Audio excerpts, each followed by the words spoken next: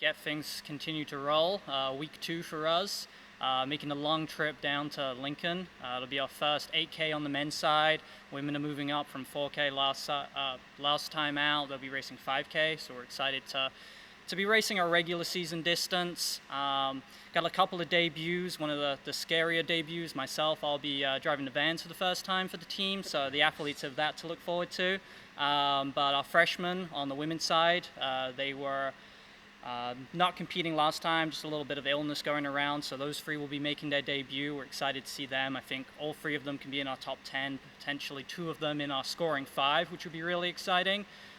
We're very familiar with the course. It's a mainstay for us, so all of our athletes who are sophomores or older should be very familiar with the course and what that entails. Freshmen, it's going to be a little bit of an adjustment.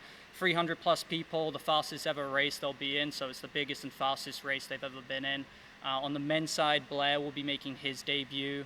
Again, a little bit of illness last time out, so he's going to be debuting for us. But on the men's side, things are looking a little bit different this time out.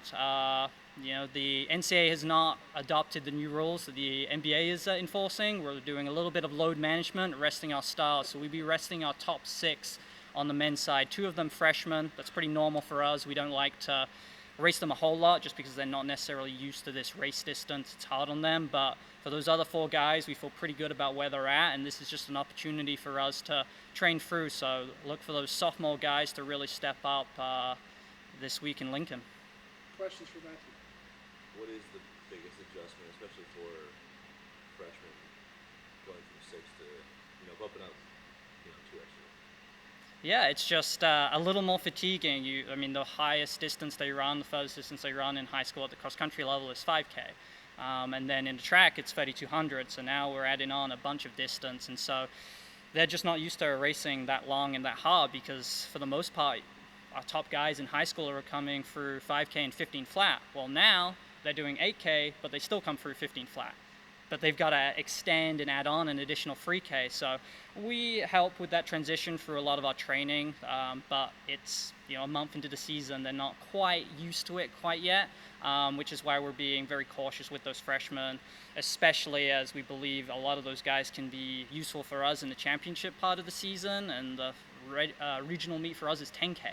So we've gone from 8K, which is a bit of adjustment, to double in the distance, and so for that reason, we really want to be cautious with them, use this week to train through. The other transition for them is big races. They're not used to racing with this amount of people. As I mentioned at the beginning, 300 plus people, or they haven't experienced how fast it's going to be. Like on the women's side, you've got some of the best within the region, within the country, Division 2, Division 3, NIA, JUCO. One of the top gals in Division 2's racing, who would have been top 30 nationally last year in Division 1. And so our ladies have never raced anyone of that quality. So we've warned them, hey, don't go out with the leaders. Be very patient. Again, on the men's side, that's kind of the goal. Be patient, find your position, and work your way up.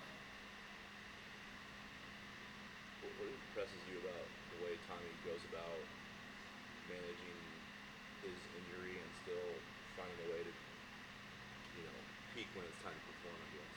Yeah, it takes a lot of that mental edge and strength that's going to be beneficial for any runner, and the fact that he doesn't necessarily know how good he's going to be. He's not at where he wants to, but he's patient. He knows that he's going to be there when it counts, and that's the same for heading into the track season. We look at his split last season between his indoor and outdoor.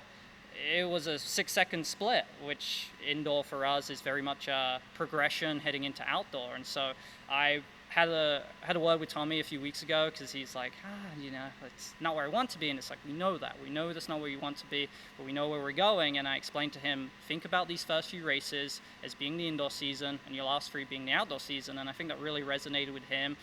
He went back to work this past week and put in some really good workouts, and so we're seeing some really good progression with him. So excited to see him as a contributor. But those top 6 guys right now, that's why we feel really good about resting them. We feel really good about that top 6, and at the regional meet we're racing 7. So a lot can happen, but we're feeling good about that top 6 right now.